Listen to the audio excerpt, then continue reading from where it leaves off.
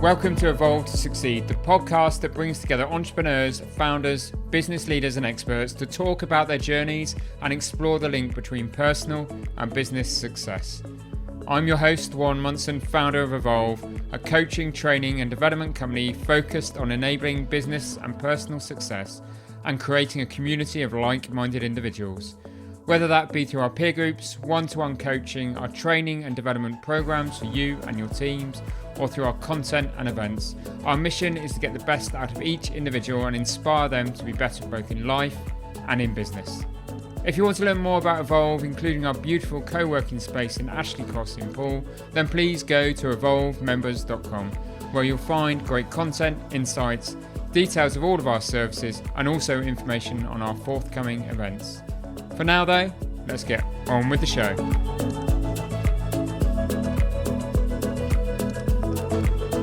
Welcome to this week's episode. This week I'm talking to Steve Jones of Skills for Business Training. Steve is an employee engagement expert who works with businesses and organisations to help them become employers of choice. I've known Steve for many years, having first worked with him to improve the employee engagement at Inspire. I've really come to value his knowledge and expertise around establishing and maintaining company values and motivating and retaining staff.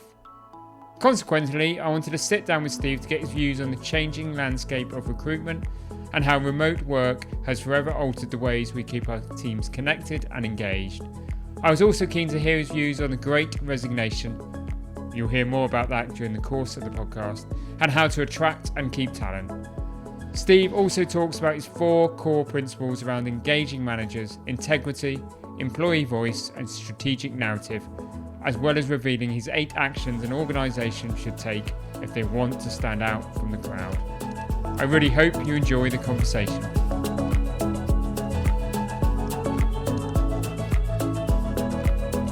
Welcome, Steve, to the Evolve to Succeed podcast. Yeah, hi Warren. Thank you for inviting me. It's great to have you on the podcast, and you are an employee engagement expert. So we're going to talk about all things employee engagement, particularly in everything that's happening in the world at the moment. And I know you've got some interesting kind of insights into what is happening out there. But just for our listeners, perhaps give them a little bit of your background and why you're such an expert at employee engagement. Okay, I kind of fell into it, Warren, to be honest with you, because my background, as you know, is health and fitness management. So I was with Fitness First PLC when we started with one club on the South Coast. We became the largest independent health club chain in the world. We did it all in 7 years, went through the AIM, the full listing. So made lots of mistakes and did lots of things right. I left when the city got hold of it, and it was a little bit too corporate-y for me. My salespeople reporting every 15 minutes, so they couldn't do their jobs, and everybody's scared of the city. So it didn't have that entrepreneurial feel anymore for me, and it wasn't really about the client anymore. It was about the city. So I left, didn't do anything for 6 months, and then I got approached by an international coaching organisation called Sherlaw's, Australian outfit that came to the UK. They specialise in SME growth. Spent 3 years with them, with my clients, working on fast growth businesses. But in that journey, I discovered that the thing that was probably pivotal that was missing was the fact that they were growing these companies fast, but you couldn't really grow them because the people issues, because they couldn't attract talent or keep talent. So I stepped sideways, looked at the employee engagement issues. I didn't know it was employee engagement at the time. I just knew it was kind of like leadership and motivational issues, and started working with companies to get their people right so they get their productivity right around their people. And the government came knocking about 2010, looking at employee engagement in the UK because it was so poor, asked me to join them in London. So I co-chaired the steering committee for 3 years, and we looked at organisations that really were harnessing the full potential and capability of their people and why they were different. And they came up with 4 major things that really stood out in those organisations. So I think that's when I met you. I was talking about those kind of issues down at the Vitality Stadium at a Business South meeting when you were in the audience. Yes. And I think we got together and spent about a year with your leadership team looking at these issues and your staff. And then you kindly put me into which was 18.5 million turnover, second generation business, where they were grappling with employee engagement, old school and new school. And we had some success with that. And that led, absolutely, if you remember, that led to me being asked to commission and write a book with James Sale, the founder of Motivational Maps. and then we did the launch in London, didn't we, up Yeah. at Covent Garden. So that's kind of my journey, and now typically I spend my time working with companies really to help them become employers of choice, really, to make sure that they actually can attract and keep talent, therefore they can grow. And it's been interesting through COVID how the focus on employees has completely changed to looking at the person, not just the employee. And we've had to embrace home environments, homeschooling, all sorts of things have happened through COVID that has put the focus squarely on people. And then there's been a challenge around that because people have been resigning. There's been the war on talent, which we've had. And there's been organisations that have had to completely change what they do. So Yeah. it's really Well, that's been about people. yeah, definitely. And I suppose that thing about keeping and attracting talent in this market, post the pandemic, is the key one. And I'm sure we'll discuss that in detail in a moment. But you touched on it, and actually, it was one of the things that hit home with me when we first worked together, Steve, and the things you did for us at Inspire when we ended up with devising our essence, our spirit, Yeah, and our beliefs that transformed us as a business was those four core principles, around engaging managers, the integrity, the employee voice, and a strategic narrative. yeah, So perhaps we should just explore that in a bit more detail, Steve. What we mean by all four of those things. So yeah. do you mind if I just let's talk about the strategic narrative piece. Yeah, well, it's really interesting because we looked at a full range of businesses across SME to corporate. But one of the things that stood out was that these organisations that were really good had a clear story and a clear vision. So they understood where they came from, where they are now, and where they were going. And they had a really good story about why the essence, spirit, and belief that you talked about. Mm, They really understood why they existed and what their purpose was. And I think SMEs are so bad at telling their story. They've got such great stories. They started in back bedrooms. They do, they did started their businesses for key reasons, but they don't. They forget to tell their story. As they get busy, they forget to tell it. New staff come in, they mm. don't know the story, and it gets And lost. yeah, and it does get lost through that growth phase, doesn't it? Because, Mm, and I remember this personally, is those first early years, you've got a handful of people around you that are really engaged with you. They've shared the story. They know why the business started. They understand that entrepreneur's passion and the founder's passion. yeah. But as it grows, that dissipates, doesn't it? And if you're not careful, you lose that narrative, don't you? Yeah, and it's key for the staff, but it's also key for the customers. Customers want to know who you are as well. Mm, They can buy your that's a service good point. anywhere, so they really want to know. Why does your business exist? Yeah. And you'll know. Why do I trade with you? Why choose you rather than a corporate? Yeah, and it's not on people's websites. They don't tend to tell their story. It's not part of their induction process. It's not part of their recruitment process, but it's a key attraction for people joining organisations to understand why that organisation exists and and why it does what it does. Yeah, definitely. And once you've got that strategic narrative, perhaps we should talk about that in kind of engaging managers piece. What do you mean by that as a core principle? Well, it's really interesting with engaging managers because most of us fall into managerial roles, and most of business owners We do. fall into being business owners, and it's not really their skill set. They don't really enjoy it, and they've never been taught how to lead and manage. So typically, they base all their leadership and management skills on their experience of being managed and led, and that's Yeah. either going to be good or bad. And a good manager when you see one. But the other thing with businesses is that if you ask, let's say you ask someone like Etihad, who I'm doing some work with, what about management, they would say, well, it's part of their job. That's a key part of their job. Whereas most businesses say that they will manage staff when they've got time. Does that make Mm. sense? Yeah. So actually, and then you get across the business, you get a varying degree of good and bad managers because there's no skill sets given to them. They've Okay. had to take the task on and suddenly manage a team. Without that development and training and support, Yeah, and probably a definition of what good looks like, is what does a good manager look like within that organization? Because that must differ from organization to organization, doesn't it? it does. Some organisations much easier, but let's take a salesperson. If you've got a very very good salesperson, and suddenly they get promoted, now they're Mm. managing a team. That's the last thing they want to do. They don't want Yeah. to manage a team. They're great at sales. Just Yeah. leave them alone, get them doing what they're good at, and put someone else in there who likes managing people. So it is really, and you see it across. You've got old school, new school type of management now. Yeah. all the time. You see command and control versus actually caring about staff and nurturing staff, and you get this. Yeah. You can see that in one company, let alone across a variety of companies. But that's interesting, isn't it? I'm kind of going off on a little bit of a tangent here, Steve. Steve, but that kind of command and control, old-fashioned thing is really looking outdated post the Yeah, pandemic, isn't it? it is, but it's interesting. But it still works in certain areas, in certain businesses. Like it works well in manufacturing, where people actually on the shop floor just want to be told what to do and want to work 9 to 5 and Okay. go home. So it's not the best style of leadership by any means. But it still has a place, in your opinion. It still Okay. it still exists. I wouldn't say it has a place. It still exists. Okay, there's a difference. Yeah. Yeah. So I'm not sure it's correct, but actually, some people that's the only way they know. And then we talk about integrity, don't we? As one of the 4 principles. Number 3, we'll talk about integrity. So, what do you mean by that? Integrity means walking the talk, really. It means having a set of values and beliefs that actually are not just stuck on a wall that you can't remember. And when you Yeah. ask the MD, they can't tell you. It's about bringing them to life. It's about making sure that if the customer is king, you treat the customer like king, and you measure that, and you catch people treating the customer like a king. If you've got things around being honest, for instance, then let's see the honesty. Let's measure it. Let's have let's put it into our appraisal process. Let's get examples of when people are being honest. Whatever those values are, and I think you've got some great values in your organisation, for example, Yeah. making sure that everybody knows them, everybody lives and breathes them, and everybody believes in them. It's that living and breathing and actually ingraining them again, I suppose. It's back Yeah, to, are they ingrained in your induction process? Well, your absolutely. recruitment, your induction, your appraisal, and just how people assess the leaders in the business. Because I think that's unfortunately where it can fall down, isn't it? Is that you work with the team, you come up with these great essence, Yeah, spirit, beliefs, mission, vision, values, whatever you want to call them. yeah, And you're right, they get put on a wall and everybody ignores them.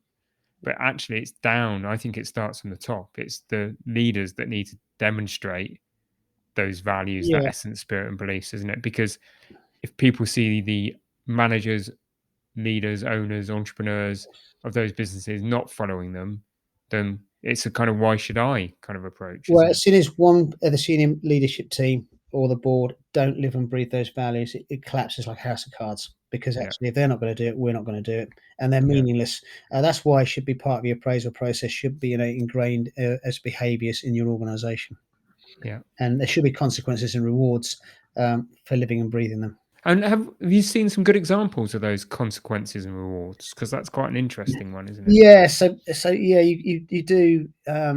It's the say do thing, isn't it? Yeah, We say it, but we don't do it, and you can see that. Like treating staff fairly, but they don't. They have their favourites.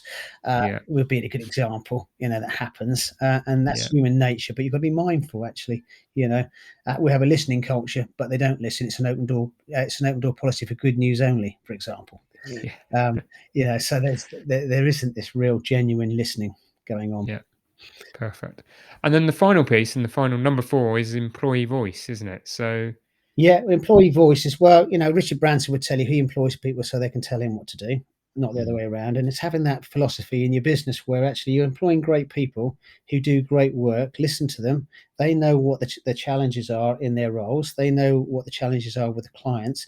If you're not cascading messages upwards through your organization, it's just cascading downwards all the time, then these people are not going to get listened to.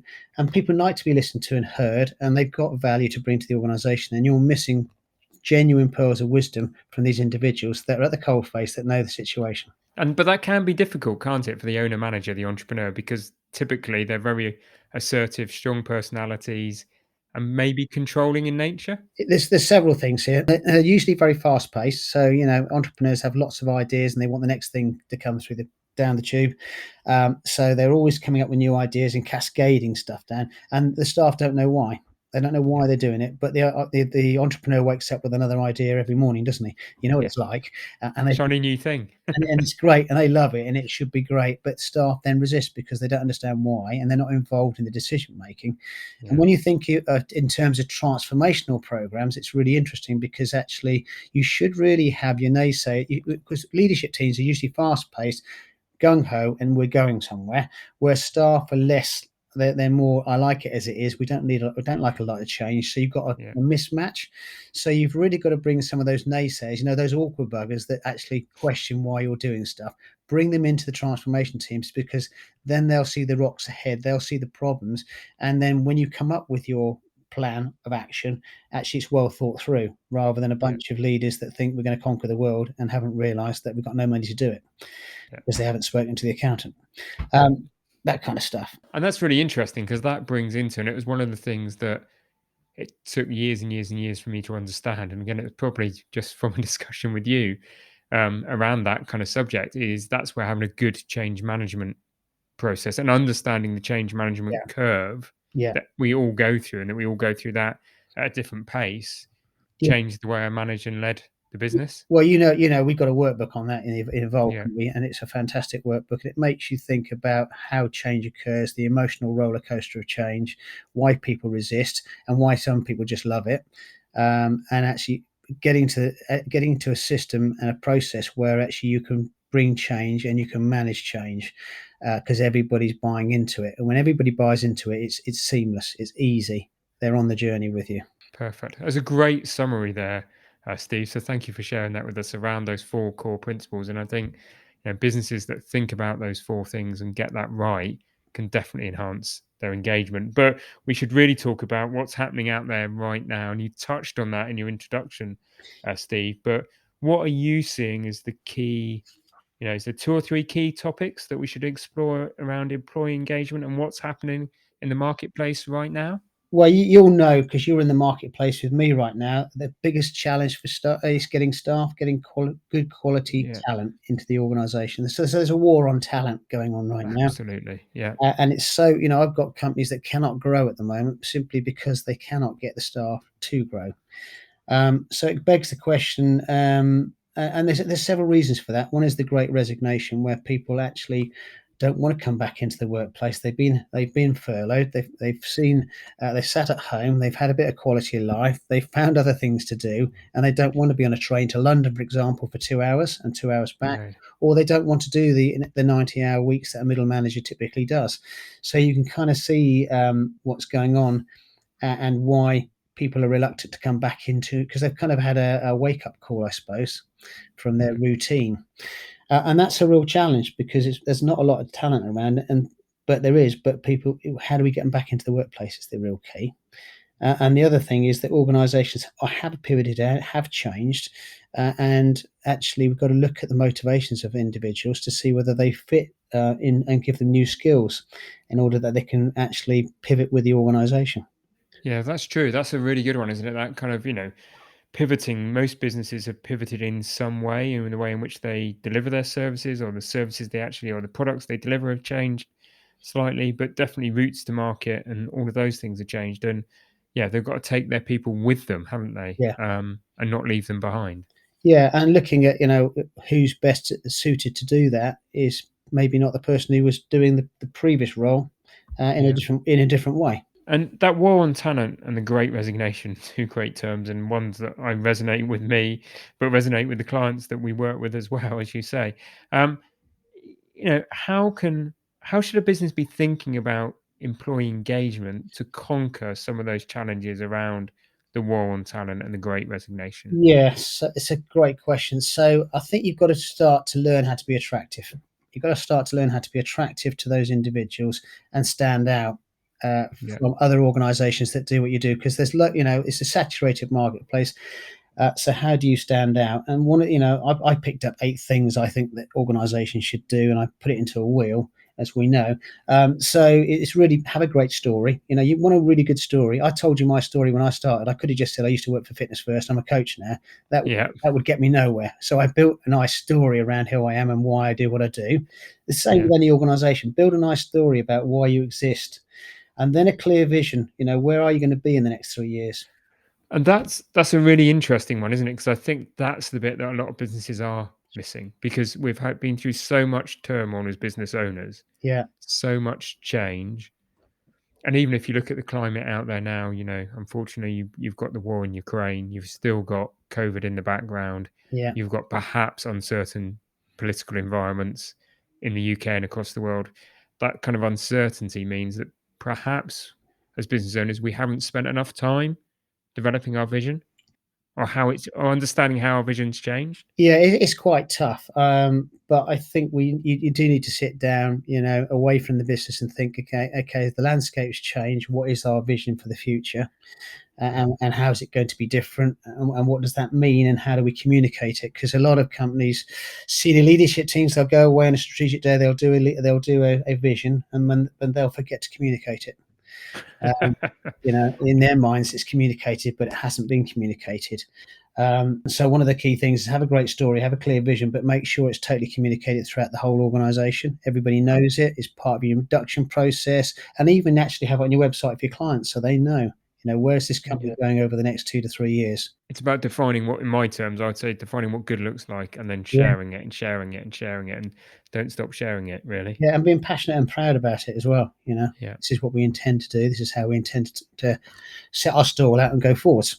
So Yeah. it's kind of that, and then that's kind of that strategic narrative. Then you think about, well, have we got engaging managers? Have we got consistency in our managers? Do all managers consistently perform well, or have we got managers that are good and bad in our organisation? And how do we get the standard? And that's about giving them skills about how to lead and manage individuals. So what skills would you really look to define and ensure consistent across an organization, Steve? Well, it's interesting now because the term manager is almost dated now. You have to be a coach almost now, Okay. of your people to bring them with you. So it's the servant leadership stuff that's been spoken about.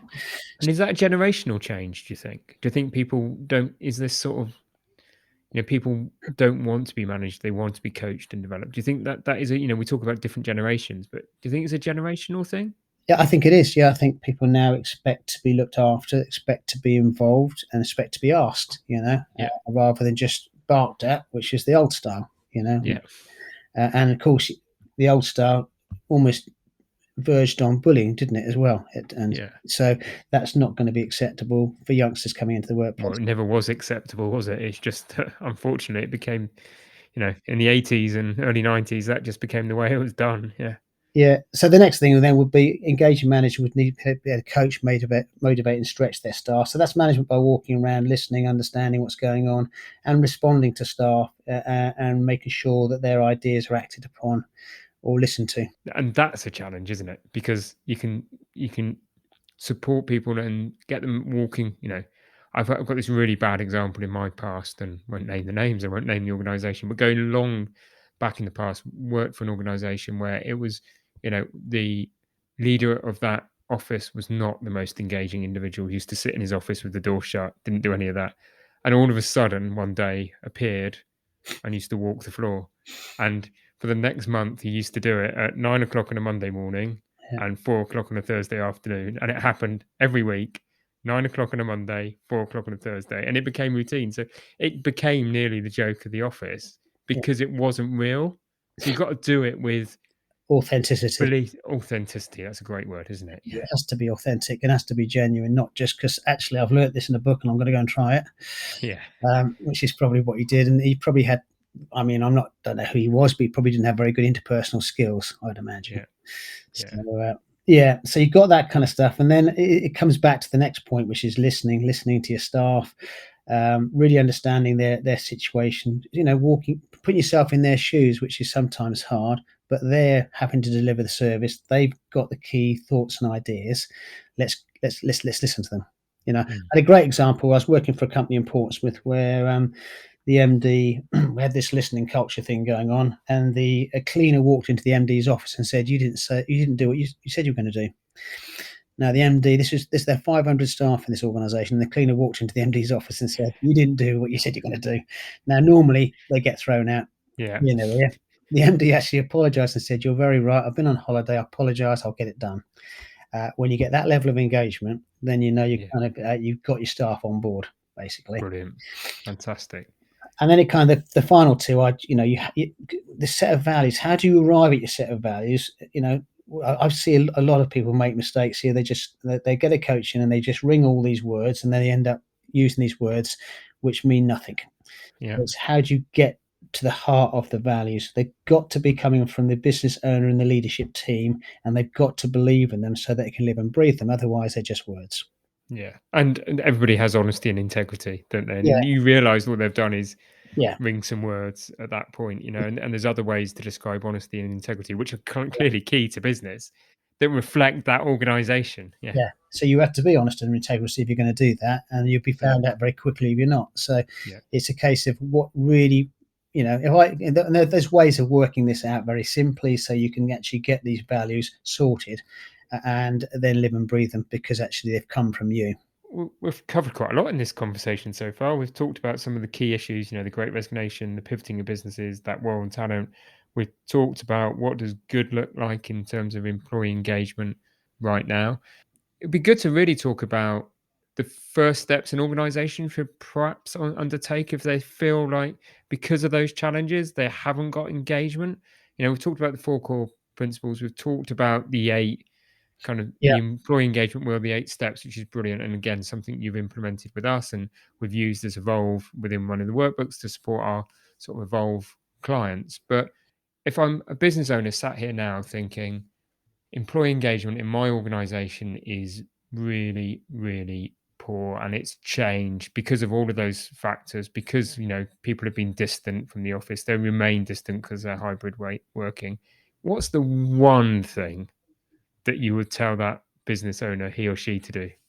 Well, we developed the wheel and we created a workbook for it, didn't we, Warren? Yeah. And it's really good. If there's one thing you're going to do with your business, sit down and have someone take you through this wheel. You'll identify where you're strong and where you're weak, and it'll identify areas for improvement. And then we can leave you alone. But if you wanted to take that further, I've developed a course around these 8 key things that helps companies become employer of choice.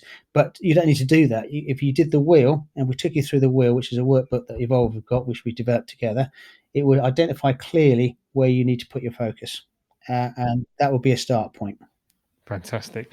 And I'm keen to understand, it's always good to talk about the theory of these things, Steve, and the knowledge and the expertise that you've got is immense and it's, proved during this short conversation. But have you got some practical case studies that perhaps, will bring the subject to life about organizations that have developed great employee engagement? Yeah, so a couple of spring to mind. So I'll tell you a funny story. You know that I'm going to be doing some work with Etihad's. So through lockdown, we took the motivational map, which you're familiar with, which Yeah. helps people you understand what motivates people, not their personality, but what actually gets them out of bed, brings them into work. And it used to be a 15-page PDF, still is a 15-page PDF, but we put it into a dashboard. And I was working with someone who was working with Etihad's, and they said, "Oh, they'd be interested in that."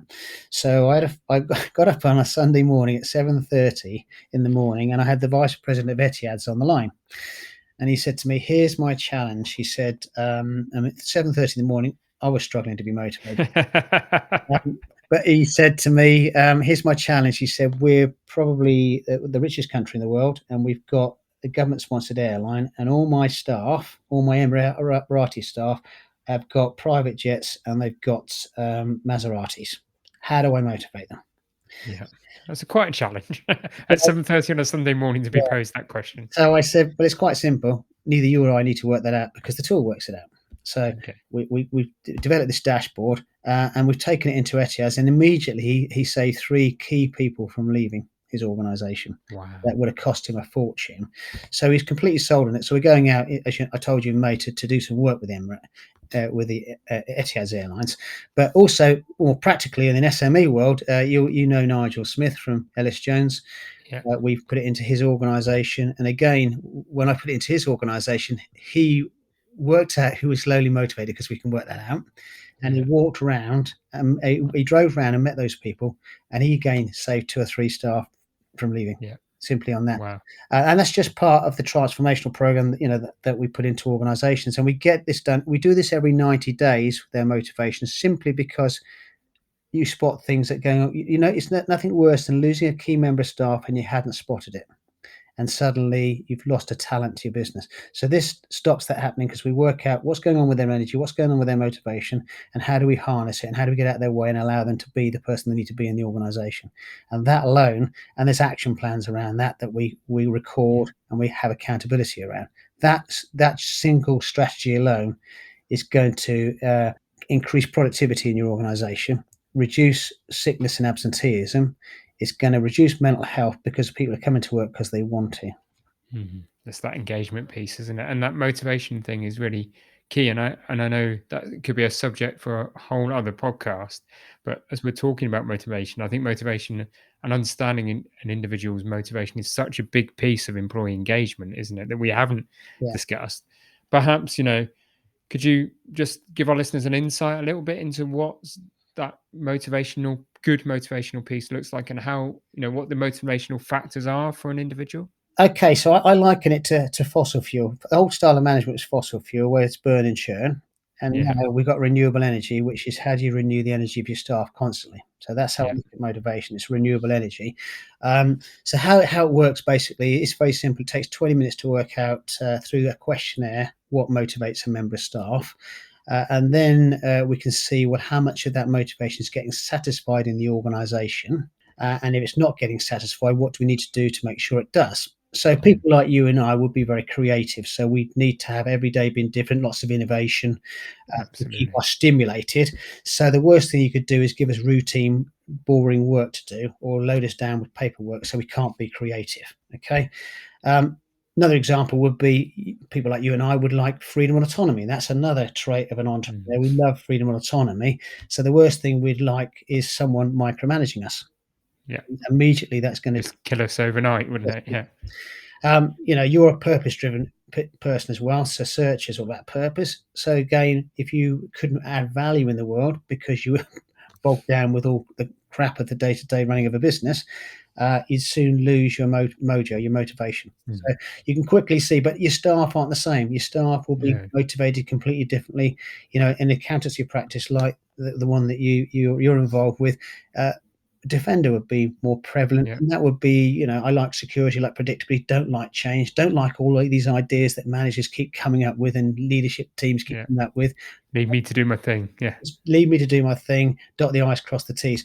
But you need all of these in a team. And once you understand these motivations around each individual, you remove the conflicts and you create Yeah. synergies and ways of working together. And people understand each other. And also, the key thing, the manager has a tool now to understand his teams. Yeah. And what motivates them and what they need to do and how motivated they are. That's brilliant, Steve. Steve, clearly, if our listeners want to learn more about some of the work that we do together around employee engagement, change management, motivation maps, and all of those things that we do together as part of Evolve, they can go to evolvemembers.com. But I'll get in touch with myself or you. But if they want to know a little bit more about you, Steve, and perhaps get access to some of the books that you've written, where can they go to find out more about Steve Jones? Right. So I've got a website, Steve. I can't remember what it is now. It's skillsforbusinesstraining.co.uk. So skills. Rolls off the tongue. That's I know, it's such a long one, isn't it? Skillsforbusinesstraining.co.uk. And that's FOR. But they can get to me through you, I think, really. So Yeah, okay. and also I'm on LinkedIn, so they can find me. Steve Jones, very easy name to find on LinkedIn. Yeah, there will only be one or two of those, won't there? Sure. Yeah, there's only one, mate. That's me.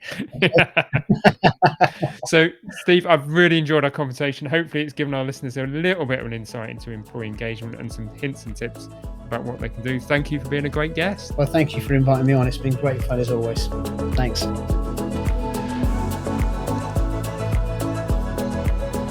Thank you for listening to the Evolve to Succeed podcast. My hope with every episode is that you've learned something new or heard something that challenged your way of thinking and further motivated you on your path towards becoming a more knowledgeable, informed, and inspired individual and business leader. If you enjoyed this episode, then please help us by rating, reviewing, and subscribing. We really value your feedback and would love to have you along for future episodes. And please don't forget to learn more about Evolve by going to evolvemembers.com. Thank you for listening. See you next week.